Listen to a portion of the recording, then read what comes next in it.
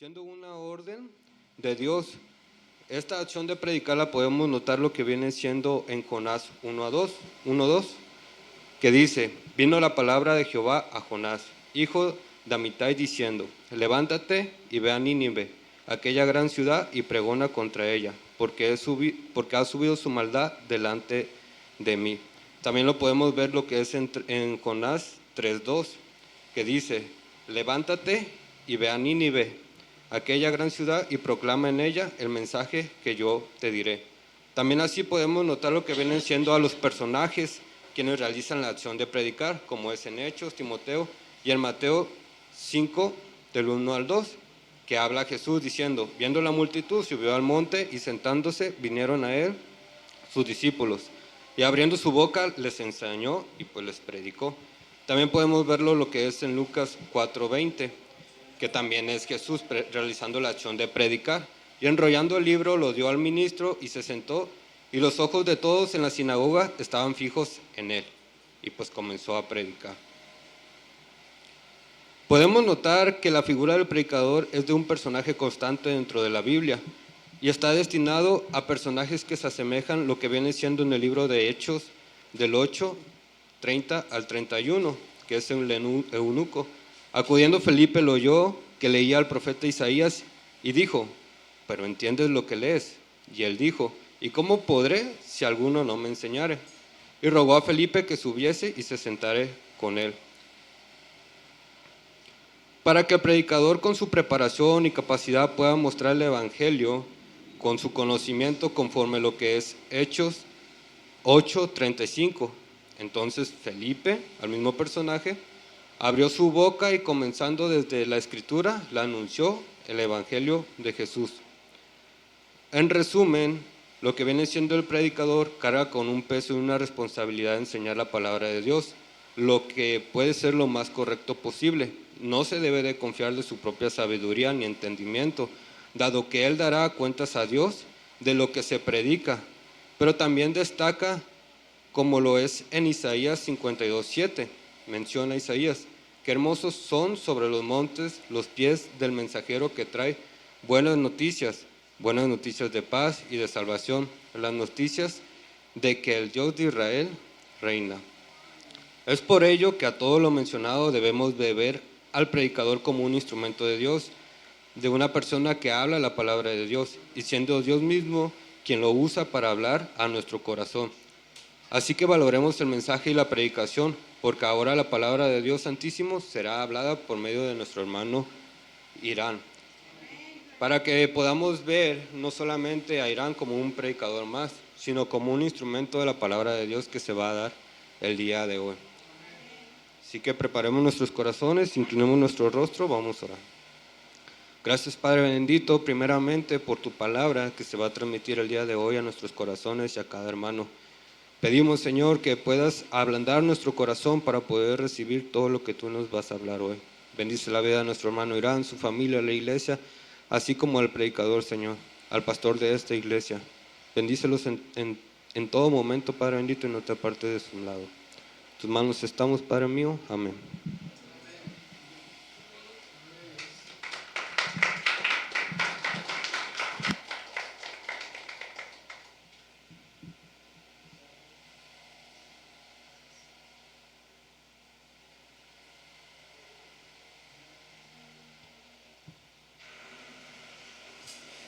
Gracias a Dios porque estamos aquí nuevamente y vamos a entrar en la palabra del Señor. Para ello le invito a que vaya abriendo su Biblia en Ageo. La semana pasada hablamos acerca de un poco de Sofonías y de cómo el Señor estaba ahí también, y nos centramos en Sofonías, que pues se ha escuchado como un canto, ¿no? Donde dice: Jehová está en medio de ti, poderoso él salvará, se gozará en medio de ti con alegría. ¿Sí? Y vimos cómo todo eso habla de la salvación del Señor, y cómo habla de la salvación en Jesús, y cómo la salvación que tenemos en Él produce gozo y alegría. Al mismo tiempo Él dice y ha declarado que Él quiere y Él desea que su gozo esté en nosotros, y la única manera de que su gozo esté en nosotros es mediante Cristo Jesús. Es donde podemos encontrar la felicidad completa, la felicidad que que no necesita algo más. Sí, vemos que todo lo de este mundo, sea dinero, fama, riqueza, relaciones, familia, etcétera, amigos, todo eso nunca va a llenar o satisfacer al 100% la felicidad que necesita nuestra alma, que está en Dios, ¿sí? Que es quien nos diseñó para su gloria y para su honra. Entonces, si Él nos diseñó para Él, no podremos encontrar propósito lejos de Él. Amén. Y ahora entramos en Ageo. Ageo es un libro que, aunque está escondido, aunque solamente son 2 capítulos, pues es más sonado. ¿Por qué? Porque habla de la reconstrucción del templo y habla acerca de la gloria del Señor, habla acerca del construir el templo, el dejar un poquito de lado mis intereses y ver por lo que realmente conviene al pueblo. Entonces se predica mucho y se ha hablado, y a lo mejor usted ha conocido un poco más de Ageo. Ageo es un profeta que vivió después del tiempo de la deportación a Babilonia.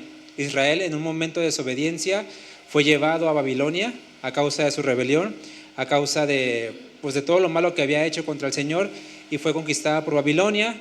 Pasaron 70 años y el pueblo regresa otra vez a Jerusalén, ya no por el imperio Babilonia, sino por el imperio de Siria. Entonces, el rey de Ciro les dice: regresen a Jerusalén, construyan el templo conforme a su Dios les ha mandado. Llegan, empiezan a trabajar, pero enemigos cercanos de las regiones de Israel empiezan a confabular en medio de ellos, y pues empiezan ahí a haber problemas. Detienen la construcción del templo, detienen la construcción de las murallas también.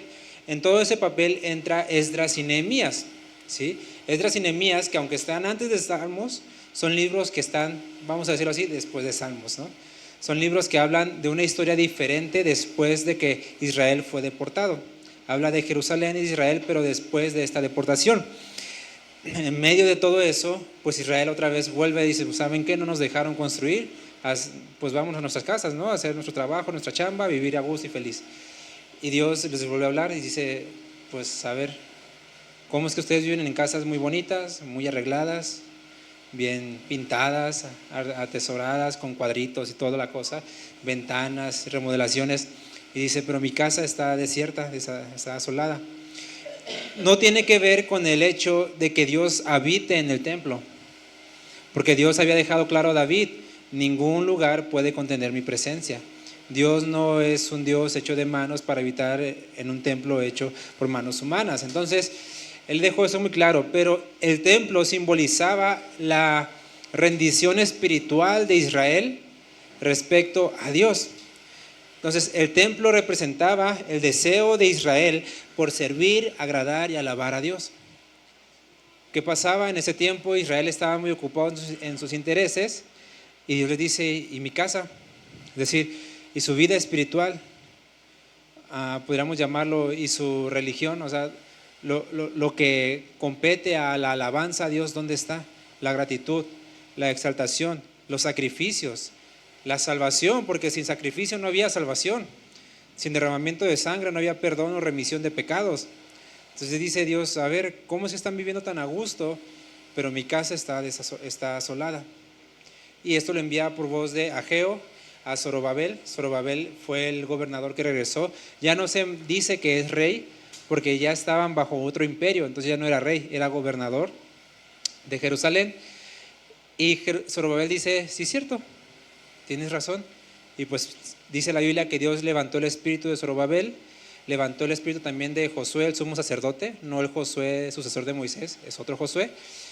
Y dice que ellos dos se encargaron de otra vez avivar ese fuego, esa llama, esa pasión, esa espiritualidad del pueblo para: ¿saben qué? Vamos a construir el templo, vamos a trabajar, porque pues Dios nos lo ha dado, nos ha permitido regresar a la tierra para precisamente construir la casa, el templo de Dios, y no lo estamos haciendo. El pueblo empieza a construirlo, y pues bueno, pregunta Dios a través del profeta: ¿quién ha quedado de entre ustedes que haya conocido el templo de Salomón? Por ahí 2 o 3 viejitos, ancianitos, ¿no? Yo lo conozco, yo lo conocí. Y dicen: ¿cómo ven? Dicen: no, pues nada que ver. O sea, el templo de Salomón a pues, no le llega. Entonces Dios dice: bueno, lo importante no es el cascarón, lo importante no es la casita, si es mucha, si es poca, si está muy adornada, o si hay joyas, si es de oro, si No, dice, lo que importa es mi presencia.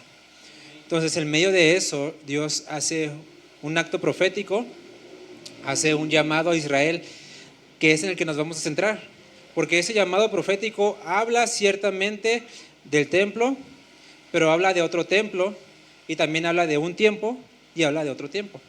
Es decir, esta profecía, como en todos los llamados a Israel, tiene un mensaje específico para gente específica, en un lugar específico, pero que ese mensaje nos lleva también a nosotros y nos habla también a nosotros, ¿sí?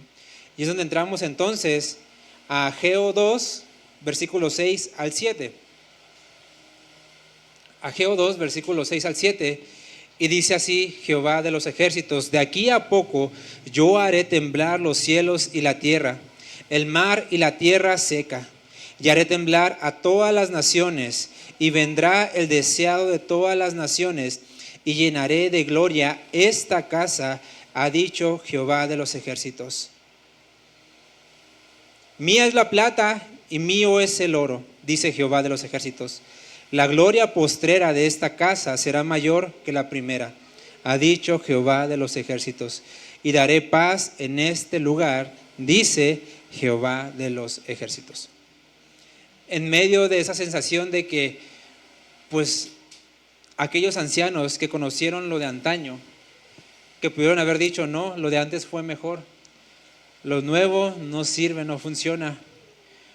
Además, pues allá era de oro, de plata, y aquí pues no tenemos oro y plata, entonces hay pedazos de madera, pedazos de cobre. No podemos compararla. Y en medio de Dios les recuerda, es que no es lo importante lo material, no es lo importante de qué está hecho, sino quién está habitando en esa casa. Sí. Y es donde Dios les promete y les dice, la gloria de esta casa será mayor que la gloria de la primer casa. Ciertamente, repito, apunta y habla específicamente a un templo en un lugar determinado, pero también apunta a otra cosa. Ahora, en medio de todo esto, usted habrá escuchado o verá, si tiene la Biblia, la Reina Valera, dice, y vendrá el deseado de las naciones. No sé si usted había escuchado o había visto, había leído eso. Yo cuando era más pequeño, ciertamente leí, pregunté, escuché unas que otras prédicas y como que uno lo da por hecho, se habla de Jesús o se habla del Espíritu Santo. Dices, no tiene mayor lógica, lo cerramos, ¿no? Pero la realidad es que sí, pero no. La realidad es que, como les dije, es un mensaje específico para gente específica que puede apuntar y que apunta a otro. Ahora, vamos a leer otra versión, porque no sé si usted conozca, ¿no? Nuestras versiones de la Biblia son versiones de versiones, son traducciones de traducciones. Es decir, la traducción del hebreo no fue hecha directamente del hebreo al español, fue del hebreo al griego, luego del griego al latino. Se fue, de hecho, la primera Biblia, vamos a decirlo así, de español, que no es un español, sino es más bien latín, es la Vulgata Latina. Y de ahí es donde parte la Reina Valera, ¿sí? Entonces, ¿qué pasa en esto? Ciertamente, Dios ha preservado muy bien la Escritura. Vamos a decir, no se contradice, no hay cosas que digas, herejía, ¿no? O Dios se contradijo, o cómo está mal lo que dice. No es que esté mal, simple y sencillamente que cosas se van cambiando por el tipo de lenguaje, porque no tenemos una traducción directamente textual. Ahora, los tiempos han cambiado, hay ya más versiones, hay ya más estudios, hay ya más rollos encontrados, hay ya más lenguaje disciplinado respecto al estudio del hebreo y del griego. Entonces, hay versiones que yo le puedo recomendar, como la Nueva Biblia de las Américas. Es parecida a la Reina Valera, pero su lenguaje es un poco más textual, es un poco como más, vamos a decirlo así, corregido. Usted notará o conocerá que de las Reina Valeras hay versión tal, versión tal, versión tal, versión tal, versión tal, versión tal, hasta ahí la versión creo que es actual, luego 2000, y nosotros tenemos la como que ya de cacheo de página, así es la 60, pero hay muchas correcciones. no porque la Biblia en sí esté mal, sino porque aquellos que se dedicaron a traducir lo hicieron con lo que tuvieron en su tiempo. Tampoco vamos a decir, se equivocaron Cipriano de Valera, ¿no? No, no se equivocaron, lo hicieron con lo que tenían y lo hicieron muy bien, ¿sí? Son cosas mínimas que no afectan en sí a la esencia del mensaje, son cosas mínimas. Pero aquí la traducción y la Nueva Versión de las Américas dice: de aquí a poco yo haré temblar los cielos y la tierra, el mar y la tierra seca, haré temblar todas las naciones, y dice: vendrá lo más deseado de todas las naciones y llenaré de gloria esta casa. Ya no especifica a un sujeto, no dice vendrá el deseado, dice vendrá lo más deseado. Ahora, otra versión, que es la Nueva Traducción Viviente, la Nueva Traducción Viviente y la traducción lenguaje actual no son versiones que se les dicen textuales, se les llama dinámicas o parafraseadas. Es decir, es como si yo le estuviera parafraseando lo que dice el texto, no una traducción textual. De esas sí hay que tener mucho cuidado, porque a veces lo que leemos son no lo que dice el texto, sino interpretaciones del que está escribiendo el texto. Por eso en esas sí tenemos que tener cuidado. Pero aquí en la Nueva Traducción Viviente dice: haré temblar las naciones y traerán los tesoros más deseados de todas las naciones a este templo. Entonces, aquí hay un pleito y un conflicto.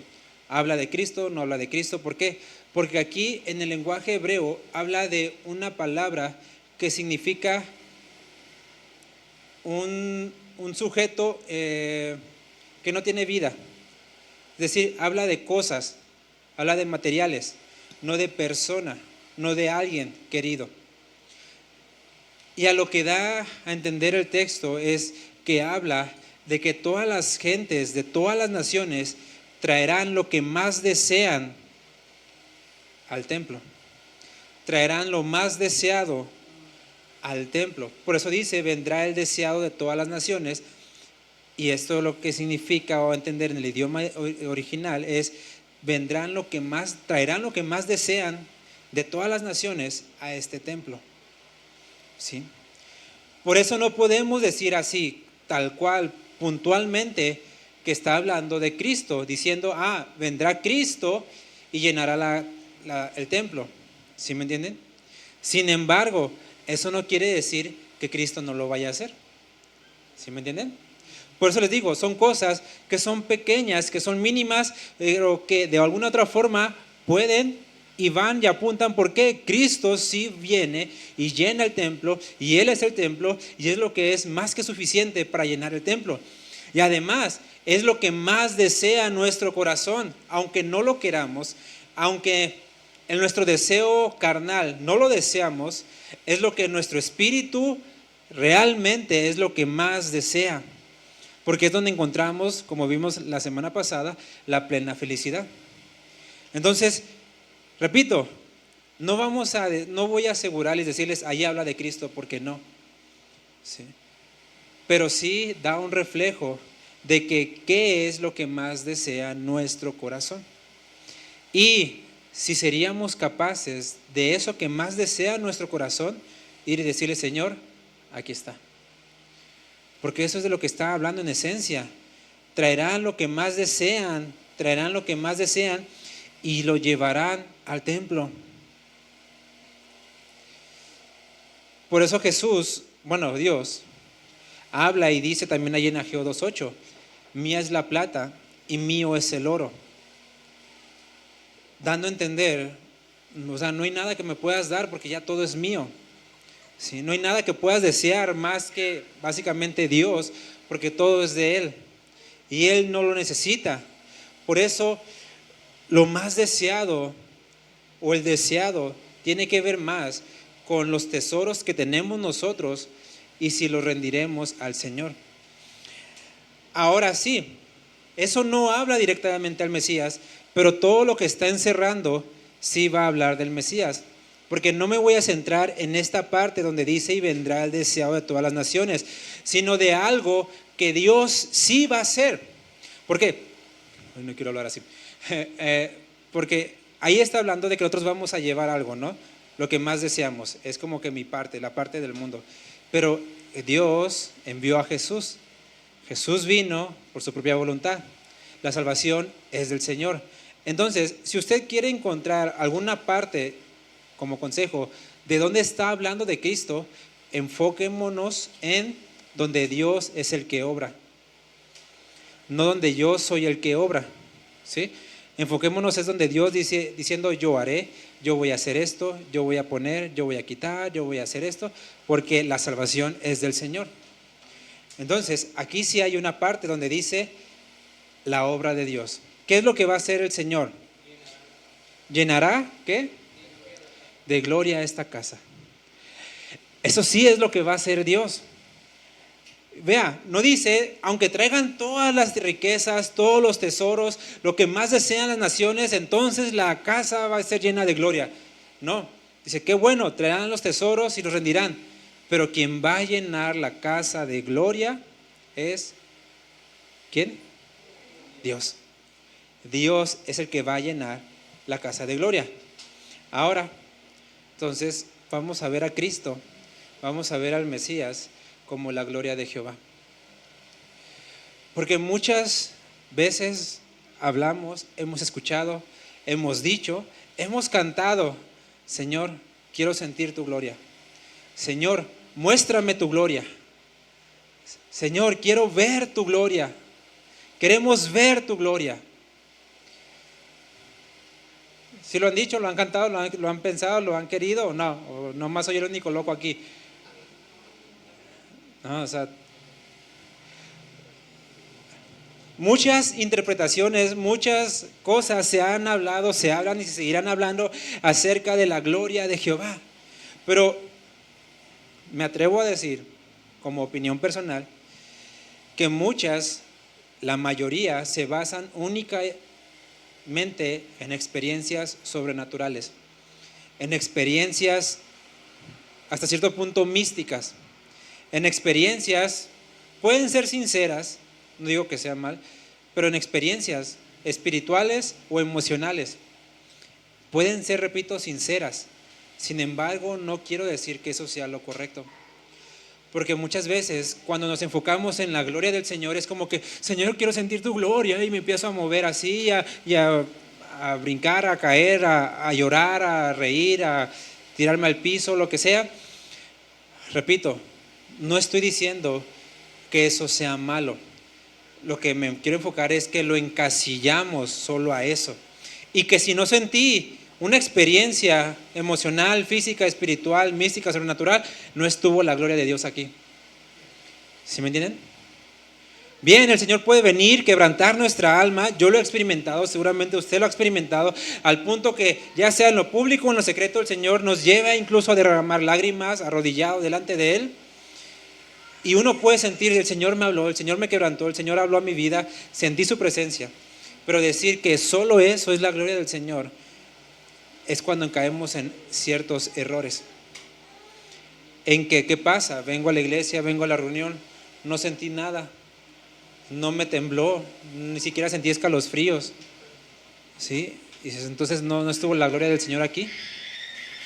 Por eso es importante llevarnos a donde la gloria del Señor deja de ser solamente una experiencia y se vuelve algo real, algo que va más allá del mero conocimiento, va a donde es algo que es verdad, ¿sí? A algo que es verdad, porque la palabra de Dios, Jesús dijo, mi palabra es la verdad y la verdad los hará libre. Jesús le dijo a la mujer samaritana, los verdaderos adoradores adorarán en espíritu y en verdad. Entonces, ¿qué pasa? Cuando la experiencia deja de ser real, empiezo a crear una falsa verdad. ¿Cuál? No sentí nada, Dios no estuvo aquí. A ver, espérame, ¿eso que dices es verdad? ¿Estás diciendo que Dios no estuvo aquí? ¿Que Dios no se movió en la reunión porque no sentiste que se te enchinó la piel? Por eso es importante entender, hay una verdad objetiva y aparte hay experiencias, que esas experiencias salen de la verdad. pero nunca voy a sacar la verdad de meras experiencias, porque es donde salen doctrinas erróneas, doctrinas incluso de demonios, errores y cosas que llevan pues lejos de Dios. Por eso, vámonos a Isaías 45 para ver a qué se refiere, cómo va a llenar de gloria esa casa del Señor y cómo podemos entender y conocer a Cristo como la gloria de Dios.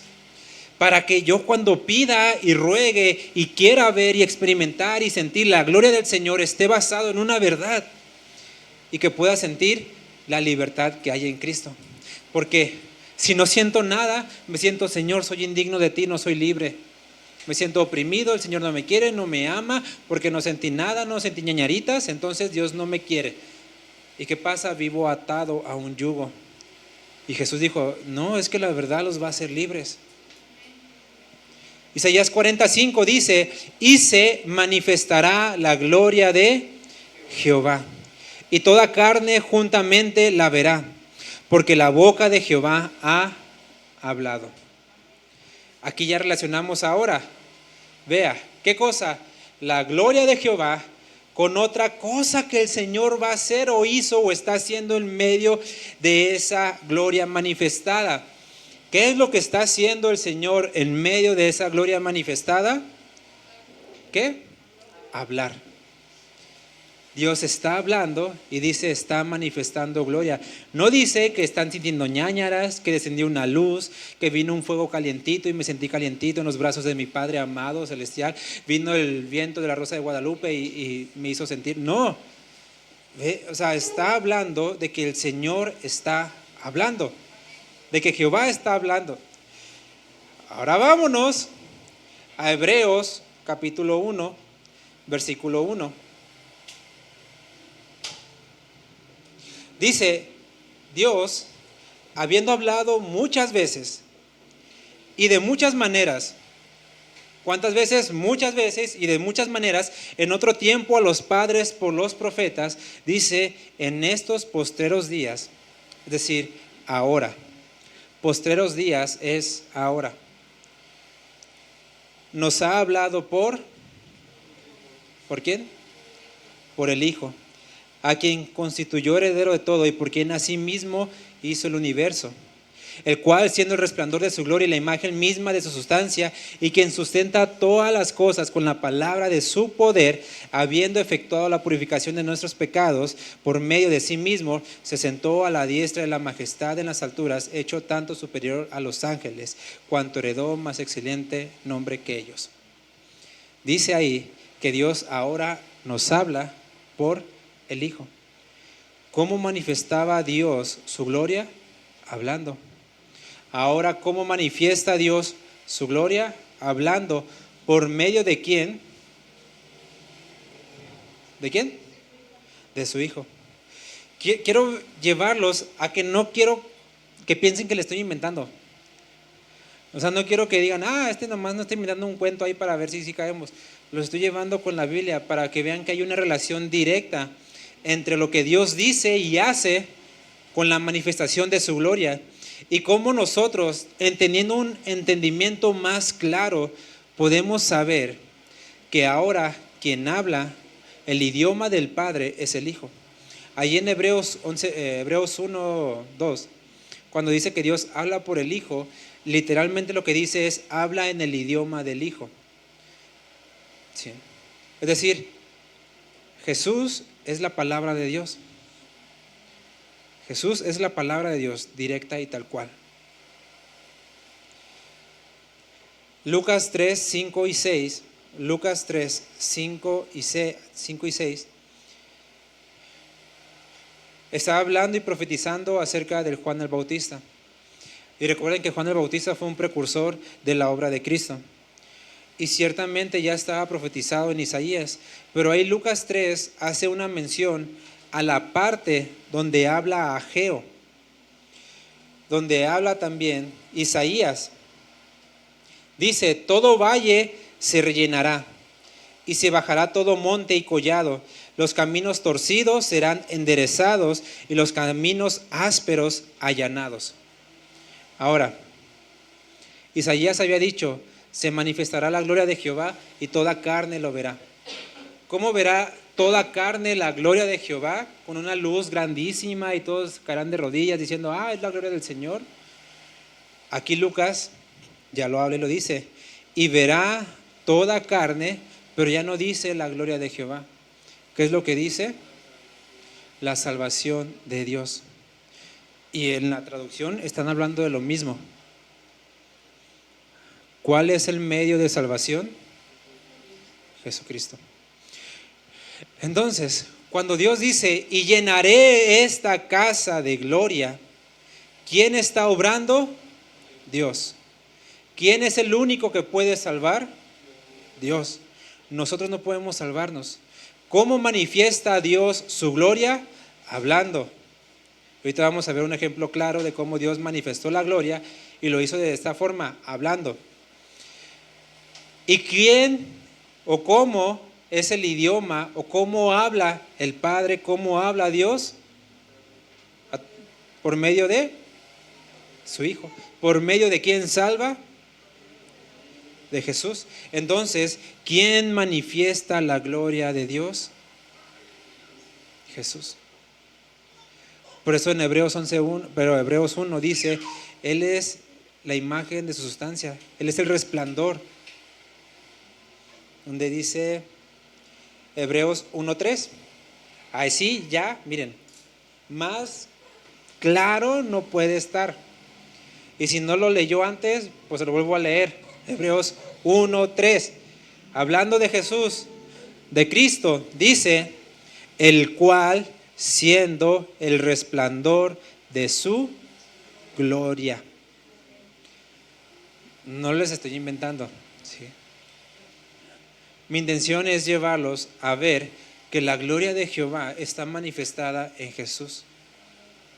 Que la gloria del Señor está manifestada en su Hijo. ¿Y quién de nosotros quiere ver la gloria del Señor? ¿Quién de nosotros puede decir, Señor, quiero ver tu gloria, déjame sentir tu gloria, déjame ver, muéstrame tu gloria? Y allí entra lo que Jesús le dice a Felipe. Tanto tiempo que estoy con ustedes y aún no me conoces. Porque a veces cuando dejamos la gloria de Jehová, la gloria de Dios, como meras experiencias, como meros sentimientos, como meras emociones, cuando entendemos que Jesús es la gloria del Señor y decimos, no, espérame, yo quiero sentir, yo quiero mis experiencias, yo quiero mis emociones, es cuando le decimos a Jesús, tu imagen, tu gloria no me es suficiente, yo quiero sentir algo, yo quiero sentir algo. Y es lo que Jesús y Felipe pasó ahí. Señor, muéstranos al Padre y entonces será suficiente. Y Jesús, yo creo que por dentro dijo, ¿qué acaso yo no te soy suficiente? Por eso dijo, quien me ha visto a mí ha visto al Padre. Por eso la gloria de Dios tiene que ver con una verdad objetiva, una verdad que está en Cristo. Una verdad que nos lleva a ver, a percibir, a apuntar, a poner todo nuestro deseo, deleite en conocer, experimentar, escuchar a Cristo. ¿Qué importa si no sentí ñáñaras en el culto? Pero Dios me habló por la palabra de su Hijo. Vi la gloria del Señor. ¿Qué me importa si no caí de rodillas llorando? Pero sé que soy salvo por la sangre de Jesús. Tengo la gloria de Dios. Y pasamos de meras experiencias a una verdad objetiva que está en Jesús. Él es la gloria de Dios. Ciertamente, muchas veces caemos en esto porque sí vemos un ejemplo que pasó. Un ejemplo que pasó, ojo, en otro pacto. Con menos conocimiento de Dios del que tú y yo tenemos, con Moisés. Moisés es la primera persona, profeta que conocemos, que dice, Señor, muéstrame tu gloria. Entonces vamos nosotros también, ¿no? Ahí como que sí, yo quiero ser como Moisés, ungido, poderoso, abrir el mar en dos. Entonces, Señor, muéstrame tu gloria. Y caemos en típicas frases, porque nada más nos quedamos en lo aparente, ay, sí, Moisés vio la gloria de Dios y su cara brillaba como los ángeles, ¿no? Resplandecía. Yo también quiero resplandecer, que me tapen la cara de tan bello que soy, ¿no? Y caemos en meras experiencias en lugar de escudriñar las escrituras, porque Jesús dijo: escudriñen las escrituras para que vean que ellas dan testimonio de mí, no de meras experiencias. Éxodo 33, 18, 21.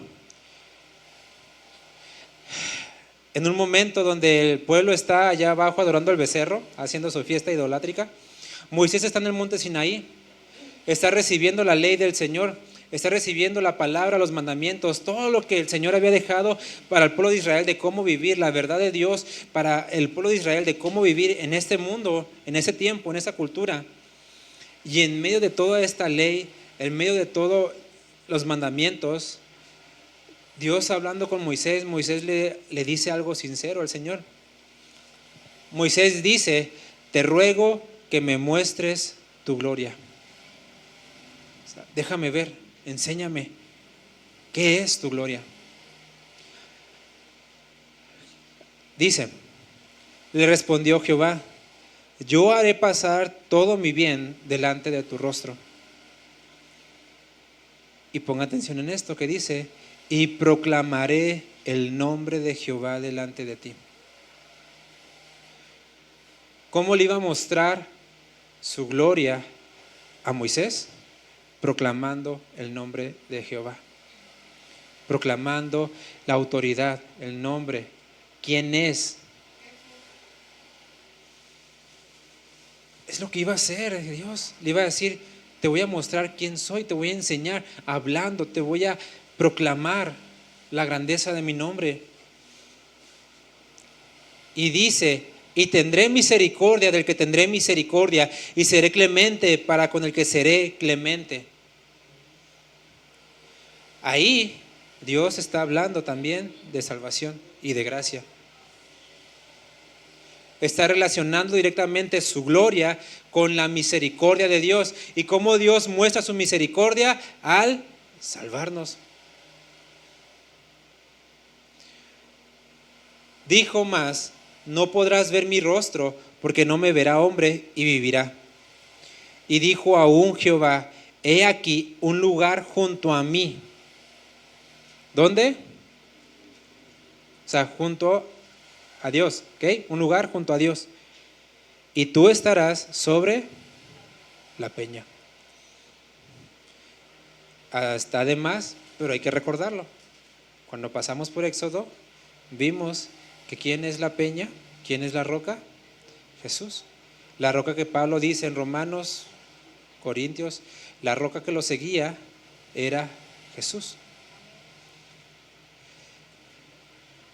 Y Dios está relacionando su gloria con la obra de Cristo, su gloria con su nombre. No le está diciendo a Moisés: mira, se abre el cielo y ves una luz muy bonita. Mira cómo ángeles descienden y hacen esto y lo otro.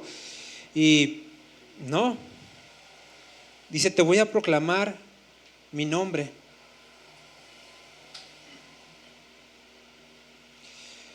Éxodo 34, versículo 5. Y Jehová descendió en la nube y estuvo allí con él. Pero acuérdense, esa nube era solamente una expresión de la gloria de Jehová, pero no era la gloria de Jehová. Porque a veces también se tiende a decir: no, Señor, que descienda tu Chequiná, y queremos ver un mito por aquí. Descendió la gloria del Señor. Y hay iglesias que sí, no, se llenó de niebla, de humo y todo, descendió la gloria del Señor. Esa nube, la Chequiná, era una manifestación de la gloria, una manifestación, no era la gloria del Señor. Por eso les digo, es que somos, me incluyo, torpes, porque Dios, queriéndonos dar lo real, nos vamos con la sombra de lo real. Es decir, la nube, sí, manifestación de la gloria del Señor, pero no deja de ser una manifestación cuando Dios ya nos ha dado lo que realmente, quien es realmente su gloria, que es su Hijo. Su Hijo no es sombra de nadie. Su Hijo no es manifestación de nadie, es Dios, es Cristo y es la gloria del Señor. Y estamos atados a quiero sentir, quiero ver, quiero experimentar cuando Cristo es y puede ser tan real para nosotros. Y dejaríamos de vivir por experiencias, dejaríamos de vivir como niños, dejaríamos de vivir emberrinchados, dejaríamos de vivir de formas tan tontas como vivimos, de decisiones tan torpes que tomamos, si supiéramos que Cristo está en nosotros y todo lo que Él está haciendo con nosotros, y entender que Jesús es suficiente. Que la gloria del Señor no es que el pastor de pronto se pare y diga, tengo una revelación fresca de Dios, tú y tú y tú y fulanito, Dios les va a cancelar, les va a hacer esto. Eso no es la gloria del Señor. Que de pronto digamos, vamos a orar y que caigan, eso no es la gloria del Señor. La gloria de Dios es Cristo en nosotros. La gloria de Dios es Cristo en nosotros. Descendió Jehová en la nube, versículo 5, ¿y qué fue lo que hizo? Proclamando el nombre de Jehová. Y pasando Jehová por delante de él, proclamó, Jehová, Jehová, fuerte, misericordioso y piadoso, tardo para la ira y grande en misericordia y verdad, que guarda misericordia a millares, que perdona la iniquidad, la rebelión y el pecado, y que de ningún modo tendrá por inocente al malvado, que visita la iniquidad de los padres sobre los hijos y sobre los hijos de los hijos, hasta la tercera y cuarta generación. ¿Qué hizo Dios? No vino con Moisés con millares de ángeles, no abrió el cielo y descendió la nueva Jerusalén, no. Simplemente Dios habló como lo hace cada domingo, cada vez que hablamos nuestra Biblia, Dios nos habla, si es que queremos ver su gloria. Dios nos habla. ¿Y cuál fue la respuesta de Moisés a este nombre, a esta proclamación? Entonces Moisés no dice que ay, ya van a empezar, ay no. No, dice apresurándose. Es decir, básicamente se tiró al suelo. Apresurándose, bajó la cabeza hacia el suelo y adoró.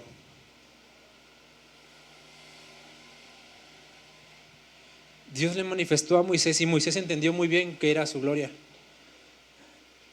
El escuchar la palabra del Señor. El escuchar, porque ahí Dios se estaba dando a conocer y está hablando, si usted ve lo que Jehová dice, está hablando de salvación y de condenación.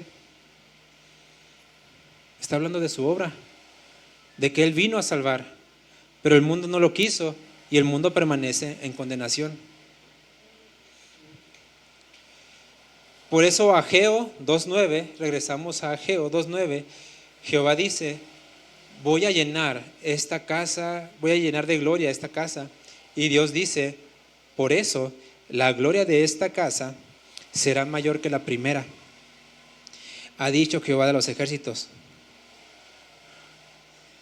¿Por qué la gloria postrera será mayor que la primera? ¿Por qué? A ver, ¿por qué? Con lo que llevamos ahorita. ¿Por qué la gloria postrera será mayor que la primera? Porque no había venido Jesús. Porque la primera casa, donde vemos allá en Reyes, que Salomón construyó, terminó de construir, dice que la casa se llenó de la gloria del Señor, la nube descendió, wow. Pero ¿qué dijimos? Que sigue siendo eso, simple, o sea, no es por simplificarlo, pero es una manifestación de la gloria del Señor. Lo que estaba llenando ese lugar era una manifestación. Ahora lo que llena la casa de Dios no es una manifestación, no es algo ahí que me hace sentir, uy, wow, qué bonito, uy, no, me enchinó la piel, no, es Cristo mismo. Y aún más, ¿por qué va a ser mayor? 1 Corintios 3:16, 1 Corintios 3:16 dice, ¿no saben que ustedes son templo de Dios y que el Espíritu de Dios mora en ustedes? ¿Por qué es mayor? Porque en aquel tiempo, en un lugar específico, estaba confinado solamente una manifestación de la gloria de Dios, y esa manifestación era tan potente como para hacer que los hombres caigan muertos. No quiero en ninguna manera que entienda o se sobreentienda que estoy minimizando, simplificando o haciendo menor lo que Dios hizo en aquel tiempo. No, fue grandioso, fue maravilloso, fue wow. A tal punto que los hombres podían caer muertos con una manifestación. Y ahora nosotros no tenemos una manifestación, tenemos la misma gloria de Dios expresado en la vida de su Hijo. ¿En dónde? En nosotros.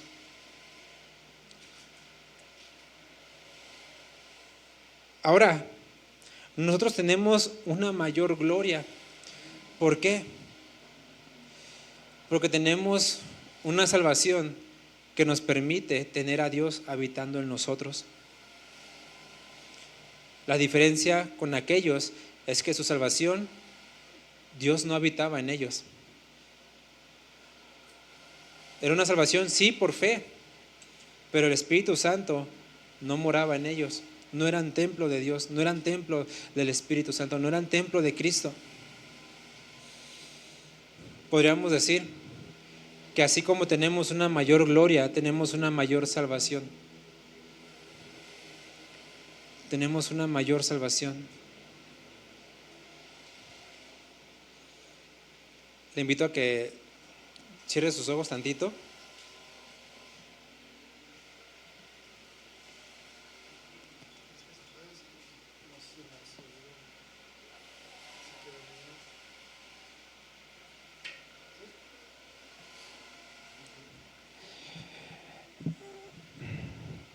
Dejemos de pensar solamente en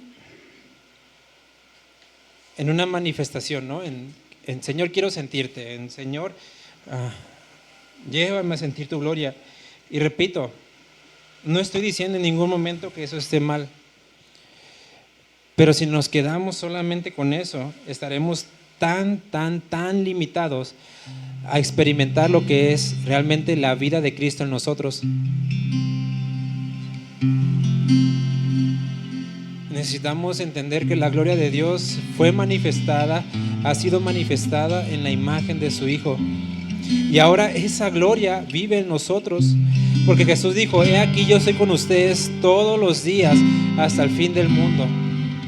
Aunque no la sienta, Dios está con nosotros si hemos decidido creer en su Hijo. Porque a veces solamente